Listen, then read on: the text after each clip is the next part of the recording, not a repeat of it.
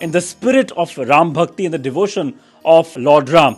मैं दर्शन करके बाहर निकला तो कुछ लोग चाय पे चर्चा कर रहे थे, देखो हम राम को ले आए। मैं बोला ये बड़ा जबरदस्त थॉट है, राम को कौन ला सकता है। तो एक दूसरा आदमी बगल पे बैठा था, बोला तुम थोड़ी ना लाए, जो राम को लाए हैं हम उनको लाएंगे, जो राम को लाए हैं हम उनको लाएंगे, भारत में फिर से हम वो भगवा लहराएंगे। अयोध्या के राजा भारत है आपका, महलों में आओ स्वागत है आपका। और आपके चैनल के माध्यम से मैं ये भी गुजारिश करना चाहूँगा कि क्रिश्चियन के घर में क्रिश्चियन पैदा होता है, मुसलमान के घर में मुसलमान पैदा होता है, सिख के घर में सिख पैदा होता है, लेकिन हिंदू के घर में हिंदू पैदा नहीं होता। These moments will be remembered for posterity when Ram Temple is going to be inaugurated tomorrow in front of India's public. And it's this electrifying atmosphere which is going to bring crowd on its feet. The entire country is going to be gripped in the national fervor, in the spirit of Ram Bhakti and the devotion of Lord Ram. And joining me is someone who's actually brought the sentiments of Lord Ram from Ayodhya, especially for this young man who comes from the town of Chandigarh, where largely people speak in Punjabi. Let's try to understand when he framed that song, what was the essential spirit that was inside him when he composed that song, and that actually catapulted BJP as a leading party in the elections as well. क्या चक्कर क्या था कन्हैया मित्तल जी, आपका जो song था वो देश को मुझे लगता है कि एक उस माहौल में ले गया जो लोगों ने कभी सोचा नहीं था। तो क्या आपके मन में आ रहा था जब आप वो लिख रहे थे? What was going through your mind when you were composing that song? देखिए, सारे काम भगवान करता है, और जब आदमी स्ट्रगल करता है तब उसकी स्ट्रगलिंग होती है, और जब वो कुछ बन जाता है तो उसकी स्टोरी हो जाती है वही स्ट्रगलिंग। तो इस भजन के साथ भी वही है कि हम कुछ नहीं करने वाले, ना हम सोचने वाले, ना हम लिखने वाले, करना कराने वाले राम जी हैं। और जब ये भजन लिखा तो मुझे लगता है कि 10 मिनट लगे होंगे इसको लिखने में, और 6 दिसंबर मुझे याद है 2021 शौर्य दिवस का दिन था। अपने आप भजन वो झोली में आया, और कोई ज़्यादा खर्चा भी नहीं लगा था उसको बनाने में। और मैं छत्तीसगढ़ में था उस समय, रायपुर में राम जी का बहुत सुंदर मंदिर बना है, राम और सीता विराजित है उसमें जी। मैं दर्शन करके बाहर निकला तो कुछ लोग चाय पे चर्चा कर रहे थे, देखो हम राम को ले आए। अच्छा, कलाकार में एक दिक्कत होती है, वो हर चीज़ के अंदर थॉट ढूंढता है। चम्मच भी बजती है तो सोचता है इससे क्या बन सकता है, ये जो आवाज़ आ रही है। तो जब वो बोले कि राम को ले आए, मैं बोला ये बड़ा ज़बरदस्त थॉट है, राम को कौन ला सकता है। तो एक दूसरा आदमी बगल पे बैठा था, बोला तुम थोड़ी ना लाए। साथ में नेता लोग भी लगे राम को लाने के लिए, क्योंकि कुछ लोग चाहते थे वहाँ मंदिर ना बने, लेकिन कुछ लोगों की मदद से वो मंदिर बना। तो मुझे लगा कि जब यहाँ पर ऐसे नेता हो सकते हैं तो पूरे देश के अंदर ऐसे नेता होने चाहिए जो राम को लेकर आए, क्योंकि धार्मिक भावना के साथ आदमी के अंदर संतुष्टि की भावना बहुत जल्दी आती है, और शांति की भावना बहुत जल्दी आती है। देश वही तरक्की करता है जो शांत होता है। आज देखो विश्व के अंदर कितनी लड़ाइयाँ हैं, लेकिन हमारा भारत चारों धर्मों को साथ लेकर चल रहा है। बाकी कंट्रीज़ के अंदर एक धर्म की मान्यता है, फिर भी वो शांत नहीं है, और हमारे यहाँ 4 धर्म है लेकिन चारों के चारों शांत हैं। क्यों? क्योंकि यहाँ पर धार्मिक निरपेक्षता, लोगों के अंदर धर्म के लिए सम्मान बहुत ज़्यादा है, और वो होना भी चाहिए। उसी को देखते हुए हमने सनातन के झंडे को बुलंद करते हुए इस गाने को लिखा, और मुझे नहीं पता था कि ये जन जन की आवाज़ बन जाएगा। शादियों के अंदर ये गाना बजता है, लोगों के फेरे होते तो ये गाना बजता है, और बस यही है कि भगवान ऐसे ही हम सबको शक्ति दे, हम किसी के काम आ सके, राष्ट्र के, अपने धर्म के, अपने लोगों के, अपने देश के, अपनी मिट्टी के। कल का जो पल है ना, वो मैं कहूँगा बड़ा स्वाभाविक रूप से एक बड़ा गौरवीय पल है। लोगों के अंदर एक जो हुनर दिखाने का जो क्षमता थी ना, वो दिखा दिया कि राम मंदिर भव्य खड़ा करके रख दिया।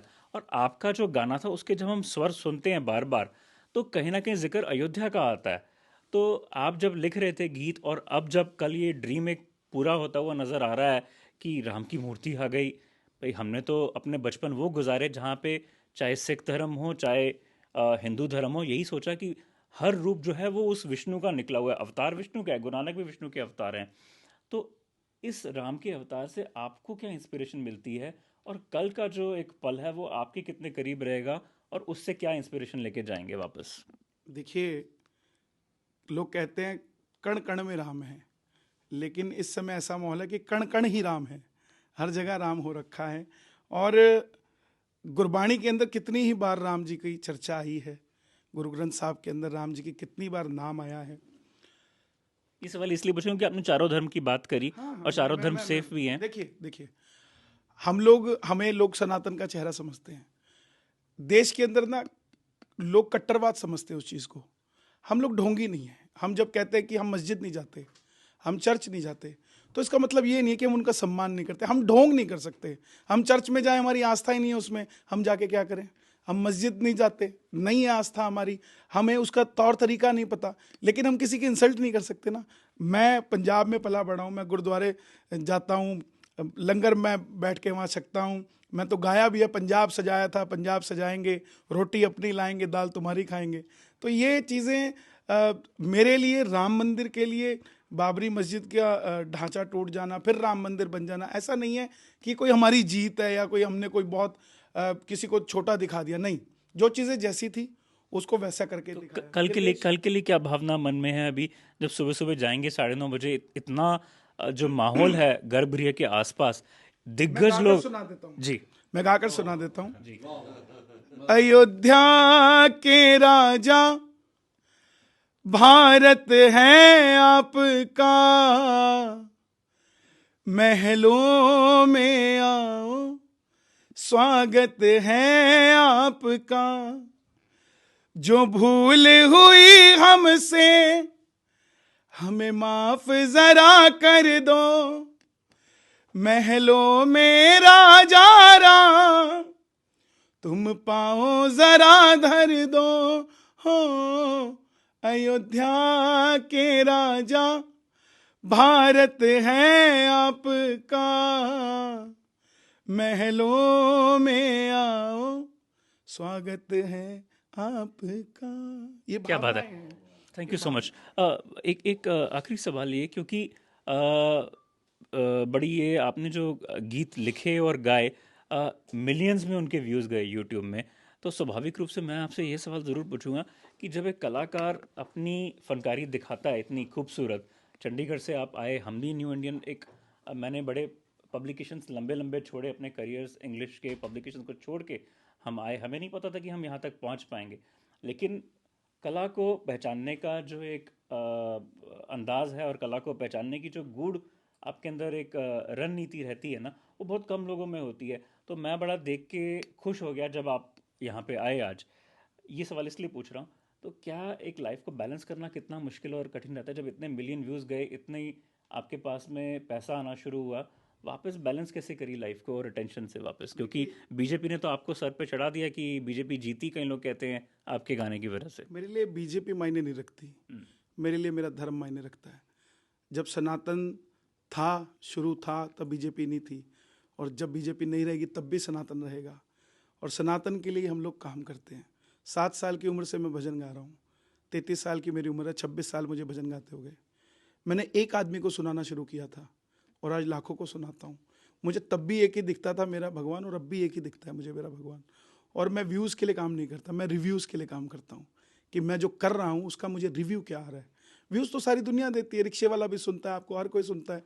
लेकिन जब आपको समाज का एक पढ़ा लिखा वर्ग सुनता है और वो कहता है कि यस ही इज़ राइट, तब जाकर आपको वो व्यूज़ जो है ना आपके पास बहुत कम है।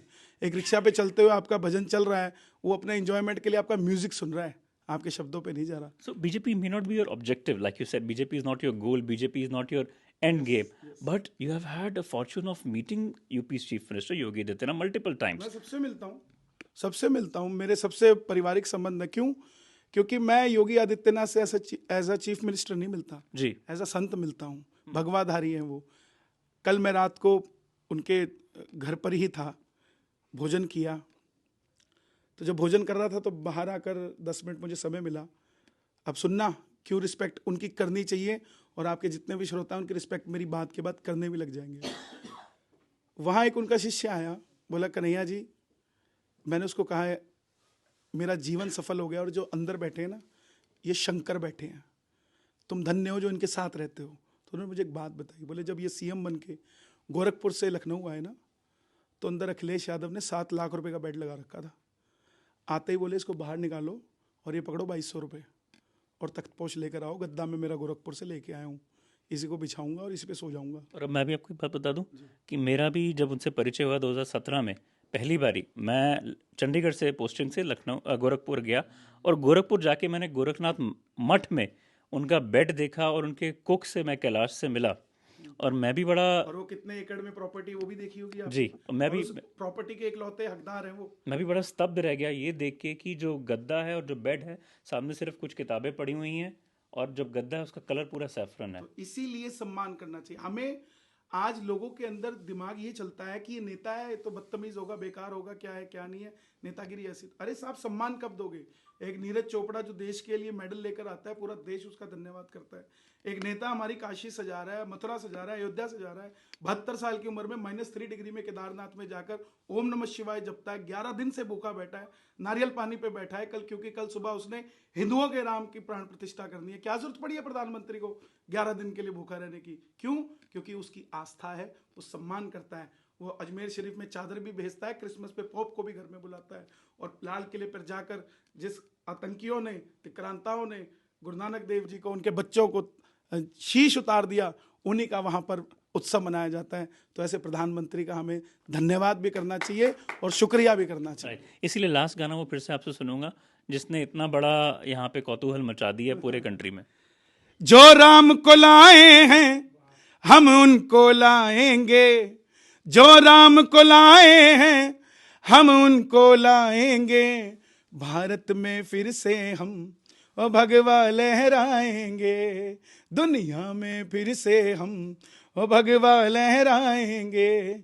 अयोध्या भी सजा दी है, काशी भी सजा दी है, अयोध्या भी सजा दी है, काशी भी सजा दी है। और पहले कहते थे हम रामलला हम आएंगे, मंदिर वहीं बनाएंगे। अब ये नारा चेंज हो गया कल से, क्या हुआ? रामलला हम आएंगे, अब यहाँ से मथुरा जाएंगे। क्या बात है? श्याम कृपा कर दो, वो मथुरा भी सजाएंगे।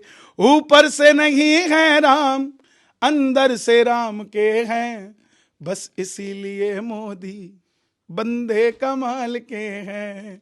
भगवा है चोला जिनका और राम की बात करें, हिंदू हैं हिंदू हम और बस राम की बात करें। और आपके चैनल के माध्यम से मैं ये भी गुजारिश करना चाहूँगा कि क्रिश्चियन के घर में क्रिश्चियन पैदा होता है, मुसलमान के घर में मुसलमान पैदा होता है, सिख के घर में सिख पैदा होता है, लेकिन हिंदू के घर में हिंदू पैदा नहीं होता। हिंदू के घर में पैदा होता है यादव, हिंदू के घर में पैदा होता है बनिया, हिंदू के घर में पैदा होता है ब्राह्मण, हिंदू के घर में पैदा होता है जाट, गुजर, बाल्मीक।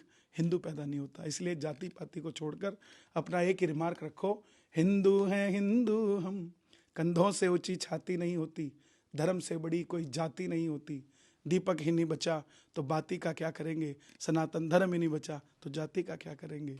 हिंदू है हिंदू हम, बस राम की बात करें। So that was Kanhaiya Mittal speaking to us barely hours before the inauguration is going to be held in this holy city of Ayodhya. That's about it from me, Rohan Dua. Keep watching on the New Indian. For such fine news breaks and video features from ground on your mobile phones, don't forget to subscribe to our channel, The New Indian, by clicking on the bell icon. Also, follow us on the social media handles on Instagram, Twitter, Facebook and Cool.